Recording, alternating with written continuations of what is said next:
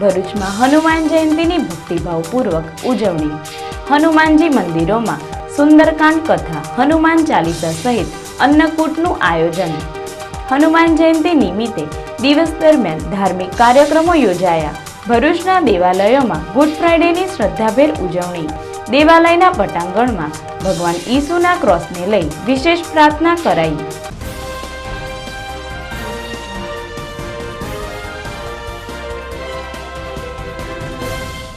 ભરૂચ જિલ્લામાં હનુમાન જયંતી નિમિત્તે વિવિધ હનુમાન મંદિરોમાં હનુમાન ચાલીસા, અન્નકૂટ સહિત વિવિધ ધાર્મિક કાર્યક્રમોનું આયોજન કરવામાં આવ્યું હતું। ભરૂચના કસક હનુમાનજી મંદિરે સવારથી જ હનુમાનજીની જન્મ જયંતિ નિમિત્તે ભક્તો દર્શન અર્થે ઉમટ્યા હતા, તો મંદિરે પણ વિવિધ ધાર્મિક કાર્યક્રમોનું પણ આયોજન કરવામાં આવ્યું હતું। ભરૂચના મક્તમપુર સ્થિત આવેલ હનુમાનજી મંદિરે પણ હટાવો ભ્રષ્ટાચારના નવીનભાઈ પટેલ દ્વારા હનુમાન જયંતિ નિમિત્તે ભજન સંધ્યા તથા મહાપ્રસાદી સહિતના ધાર્મિક કાર્યક્રમોનું આયોજન કરાયું હતું। ભરૂચ ઝાડેશ્વર સ્થિત આવેલ અંબે ઇન્ટરનેશનલ સ્કૂલ નજીક નારાયણ કુંજમાં હનુમાનજી મંદિરે પણ હનુમાન જયંતિ નિમિત્તે મંદિરને વિશેષ શણગાર કરવા સાથે મંદિરે વિવિધ ધાર્મિક કાર્યક્રમોનું પણ આયોજન કરાયું હતું। તો ભરૂચની ભાગોળમાંથી વહેતી પાવન સલીલામાં નર્મદા નદીના ઓવારે આવેલ રોકડિયા હનુમાનજી મંદિરે પણ હનુમાન જયંતિ નિમિત્તે અન્નકૂટ સહિત મહાપ્રસાદીનું આયોજન કરવામાં આવ્યું હતું।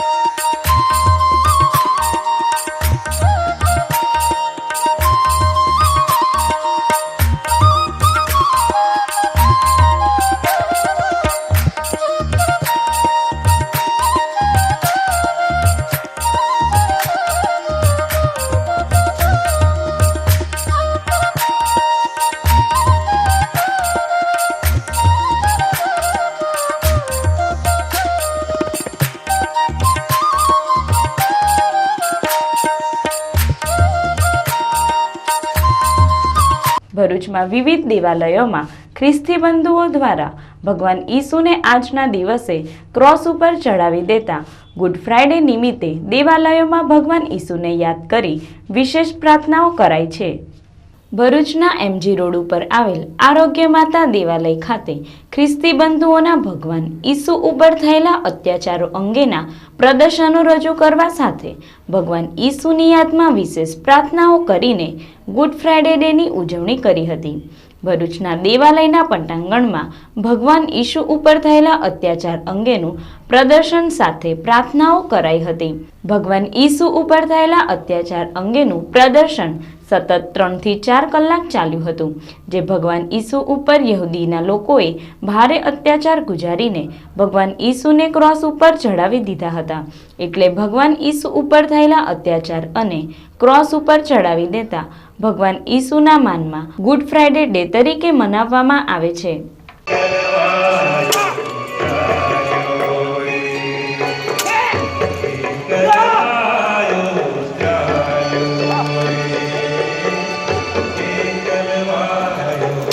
अंदर से आगे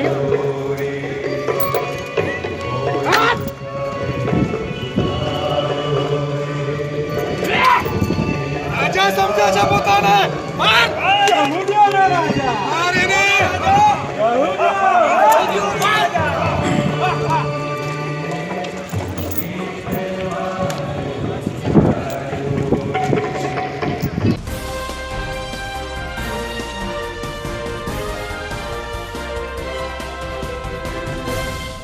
અંકલેશ્વરના પૂનગામ સ્થિત લાખા હનુમાન મંદિરે હનુમાન જયંતિ નિમિત્તે વિવિધ ધાર્મિક કાર્યક્રમોનું આયોજન કરાયું હતું। હનુમાન જયંતિ નિમિત્તે વિવિધ હનુમાન મંદિર ખાતે ઠેર ઠેર ઉજવણી કરવામાં આવી હતી, જેમાં અંકલેશ્વરના પૂનગામમાં આવેલ લાખા હનુમાન મંદિર ખાતે પણ હનુમાન જયંતિ નિમિત્તે વિવિધ ધાર્મિક કાર્યક્રમોનું આયોજન કરવામાં આવ્યું હતું, જેમાં હનુમાન યાગ સહિતના કાર્યક્રમો યોજાયા હતા. સદર કાર્યક્રમનો ભાવિક ભક્તોએ લાભો લીધો હતો. ભરૂચના કામનાથ મહાદેવ મંદિર સ્થિત ભગવાન શનિદેવ મહારાજની પ્રતિમાની પ્રાણ પ્રતિષ્ઠાનું આયોજન કરાયું હતું. ભરૂચના ઝાડેશ્વર રોડ ઉપર આવેલ અનંતલાલ ત્રિભુવનદાસ શાહ આયુર્વેદિક હોસ્પિટલ કામનાથ મહાદેવ મંદિર તુલસીધામ ખાતે ભગવાન શનિદેવ મહારાજની પ્રતિમાની પ્રાણ પ્રતિષ્ઠા સાથે ધાર્મિક કાર્યક્રમોનું આયોજન કરાયું હતું. શનિદેવ મહારાજની પ્રાણ પ્રતિષ્ઠા નિમિત્તે ભક્તો પણ મોટી સંખ્યામાં જોડાયા હતા. અંકલેશ્વર ખાતે આજરોજ ગુડ ફ્રાઇડેની ઉજવણી CNI ચર્ચ ખાતે સમાજના તમામ લોકો ભેગા થઈ ઉજવણી કરવામાં આવી હતી. આ પ્રસંગે ધ ચર્ચ ઓફ નોર્થ ઇન્ડિયાના અમદાવાદના રાઇટ રેવલન સિલિયાનસ ક્રિશ્ચિયન બિશપ ઓફ ગુજરાતના હોય સમગ્ર સપ્તાહ દરમિયાન પોતાનું વક્તવ્ય સમાજના ઉત્થાન માટે આપવામાં આવ્યું હતું. અંકલેશ્વર CNI મંડળીના ચર્ચના ફાધર વિનોદભાઈ વસાવા પણ પોતાનું મંતવ્ય સમાજના બંધુઓને આપવામાં આવ્યું હતું. મોટી સંખ્યામાં આજરોજ ફેશન સમાજના તમામ લોકો અંકલેશ્વર ખાતે હાજર રહી ફાળવણી દબદબાભેર ઉજવણી કરી હતી. ઉદ્ધારને માટે પોતાના જીવનનું બલિદાન કાલવરીના વધસ્તંભ પર આપી રહ્યા છે અને એ વધસ્તંભની સંસ્કૃતિમાં પ્રેમની લાગણી, પ્રેમ અને માફીનું વલણ અપનાવીને સમસ્ત માનવજાતના ઉદ્ધારને સારું અને માનવ સમુદાયના વિકાસને સારું જે સિદ્ધાંતો વ્યક્ત કરવામાં આવ્યા છે એને યાદ કરતા પ્રભુ ઈસુ ખ્રિસ્તના વધસ્તંભ પરના બલિદાનને યાદ કરીને ઉજવવાનું પર્વ એટલે ગુડ ફ્રાઇડેનું પર્વ, શુભ શુક્રવારનું પર્વ. પ્રભુ ઈસુ ભગવાનના નિર્વાણ દિનને ગુડ ફ્રાઇડે તરીકે મનાવાય છે. આજે ખ્રિસ્તી ધર્મનો પવિત્ર તહેવાર ગુડ ફ્રાઇડે પ્રભુ ઈસુ નિર્વાણ દિન છે. પ્રભુ ઈસુ ખ્રિસ્તીના જીવનના અંતિમ દિવસોમાં થયેલી ઘટનાઓની સ્મૃતિ રૂપે કેટલાક તહેવારો ખ્રિસ્તી ભાઈ બહેનો ઉજવે છે. તેમાં ગુડ ફ્રાઇડે એક મહત્વનો તહેવાર છે. પ્રભુ ઈસુનો વધસ્તંભ પર દેહત્યાગ અને તેમનું પુનરાગમન પાસખા આ બંને ઘટનાઓ એમના જીવનના છેલ્લા 8 દિવસ દરમિયાન બનેલી. આ બંને ઘટનાઓને ખ્રિસ્તી ભાઈ બહેનો ખૂબ આદરપૂર્વક ગુડ ફ્રાઇડે અને ઈસ્ટર સન્ડે પાસખા તરીકે ઉજવે છે. ગુડ ફ્રાઇડેની આ કથા છે.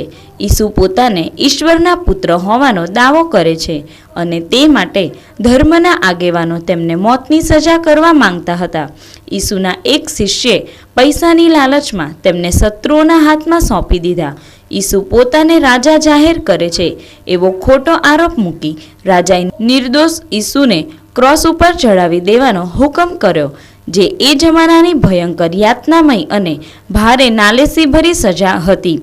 સૈનિકોએ ઈસુના માથાએ કાંટાનો મુગટ પહેરાવ્યો અને વધસ્તંભ ક્રોસ ઉપાડી વધસ્થાન સુધી ચાલતા જવાની ફરજ પાડી અને આ ત્રાસદાયક યાત્રા દરમિયાન તેમને આખે રસ્તે ઈસુને કોરડાના માર માર્યા અને તેમની ઠેકડી મસ્કરી ઉડાડી અને પછી ક્રોસ ઉપર વધસ્તંભ ઉપર હાથે પગે ખીલા જડીને ઈસુને ક્રોસ ઉપર જડી દેવામાં આવ્યા, જ્યાં લોહી નીકળતી હાલતમાં 3 કલાક સુધી અસહ્ય પીડા વેઠીને પ્રભુ ઈસુ મૃત્યુ પામ્યા. એ હતો આજનો ફ્રાઇડે શુક્રવાર.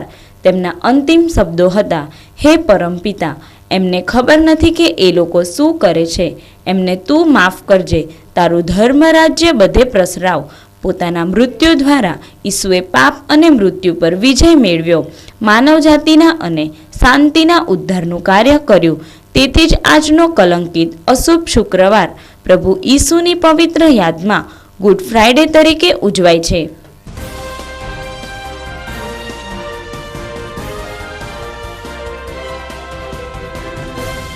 ભરૂચમાં લોકસભાની ચૂંટણીમાં મતદારોને મત આપવા માટે જાગૃતિ અભિયાનના ભાગરૂપે જાહેર માર્ગો ઉપર તંત્ર દ્વારા મતદાન કરવા અપીલના સૂત્રો મતદારોમાં જાગૃતિ લાવશે. ભરૂચ શહેરના અનેક મુખ્ય માર્ગો ઉપર મતદારો પોતાનો મત લોકસભાની ચૂંટણીમાં આપે અને મતદાન વધુ પ્રમાણમાં થાય તે હેતુથી મતદારોને જાગૃત કરવા માટે ભરૂચ શહેરની કલેક્ટર કચેરી, સિવિલ રોડ, 5 બત્તી, શક્તિનાથ સ્ટેશન રોડ સહિત વિવિધ જાહેર મુખ્ય માર્ગો ઉપર અબ વતન દબાએગા બટનના ચિત્રો થકી મતદારોને જાગૃત કરાઈ રહ્યા છે.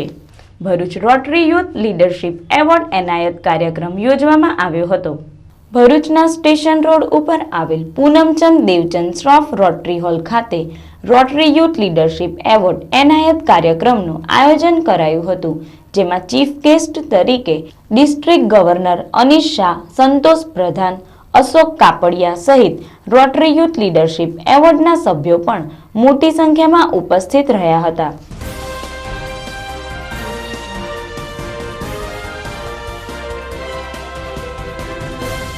અંકલેશ્વરમાં લોકસભાની ચૂંટણીમાં પ્રચાર માટે નીકળેલા ભાજપ અને કોંગ્રેસના કાર્યકરો 3 રસ્તા સર્કલ નજીક આમને સામને આવી જતા ભારે નારેબાજી થઈ હતી.